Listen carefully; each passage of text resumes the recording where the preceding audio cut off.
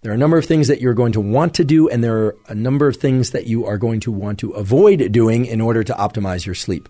First of all, you're going to want to avoid bright artificial lights of any color. We haven't talked a lot about blue blockers, lenses that block blue wavelengths or short wavelengths of light.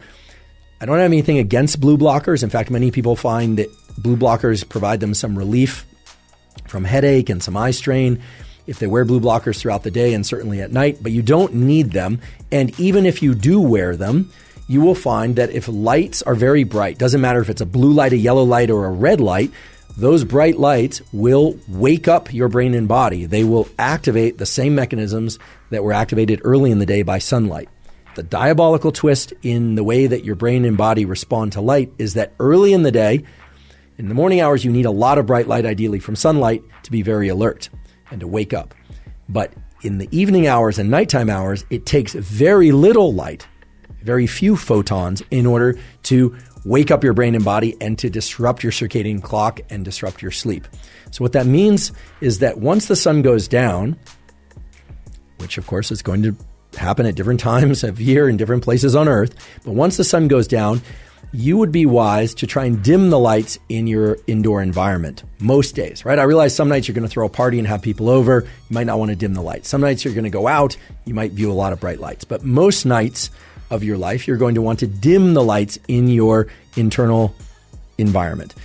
And ideally, the lights that you do use, you would place low in that physical environment. So you would try and not use overhead lights, but rather rely on desk lamps or lights even placed low to the floor, even on the floor.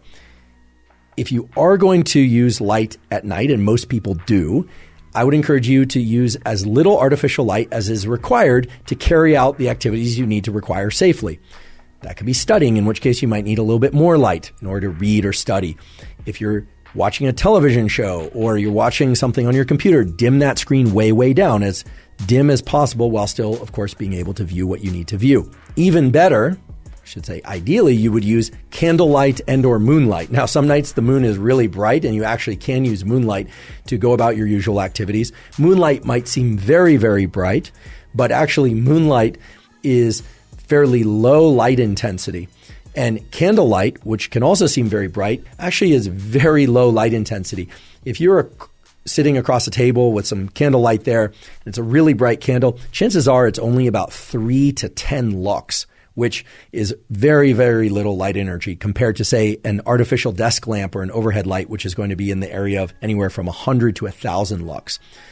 So candlelight is fine. Of course, be cautious with open flame, but candlelight is fine. Moonlight is fine. Dimming artificial lights is fine, provided they're dimmed way, way down. And again, try and avoid using overhead artificial lights. The absolute worst lights are going to be overhead fluorescent lights of the sort that you would have in the supermarket or that you would see at a gas station or something of that sort. And I confess there are times in which I'm, driving home and it's late at night and I want to be able to get to sleep and I'll need to stop at the grocery store or a gas station or something like that. I've actually put on sunglasses at night in order to avoid getting that bright light exposure at night, although that's a little bit extreme. I have done that from time to time because that bright light exposure will absolutely quash, it will eliminate any melatonin that happens to be circulating in your brain and body. Now, melatonin, a lot of people think of as a supplement, but melatonin is naturally released as the evening comes about and into the nighttime hours. It's the hormone that makes you feel sleepy and allows you to fall asleep. So viewing bright light in the late evening hours and nighttime hours is really not good for your sleep quality and your ability to fall and stay asleep. So for most people, a simple rule of thumb is going to be avoid bright artificial lights of all colors, and in particular, overhead bright artificial lights between the hours of 10 p.m. and 4 a.m.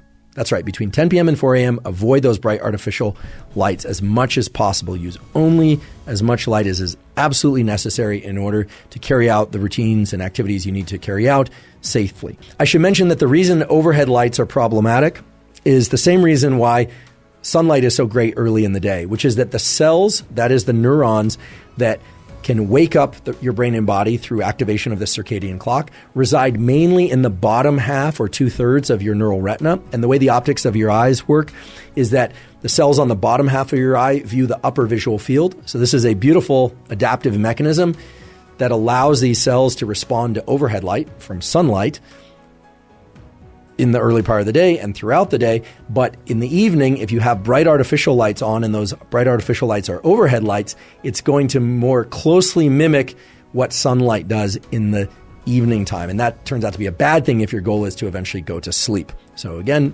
do like the Scandinavians do. Use lights that are set low in the room at night. And if you really want to optimize your sleep-wake cycles, I suppose you could also do the opposite throughout the day. You could really emphasize the use of bright artificial lights and sunlight that comes from above. And of course, sunlight always comes from above. But if you're working in a given, office environment and, it's 2 p.m. or 3 p.m. and you want to be as awake as possible, really crank up the overhead lights. And then in the evening, which is this critical period 3 that we're referring to, really try and dim those lights or have them off or just rely on candlelight or moonlight from the hours of about 10 p.m. until 4 a.m. Our good friend Samer Hattar, who's been on this podcast before, Samer is director of the chronobiology unit at the National Institutes of Mental Health. Well, he's absolutely obsessive about this light stuff and avoiding light at night. In fact, he lives in what I sort of joke is like a cave at night from 9 p.m. until 5 a.m., which is really his kind of sleep cycle. He has his house so dark that you'd be lucky to be able to find a spoon in the kitchen. In fact, you'd be lucky to find your way down the hallway if you're me. But in any case, dim the lights, turn them way, way down. It will serve you well. It will make it much easier for you to get sleepy and stay sleepy and fall asleep and stay asleep throughout the night.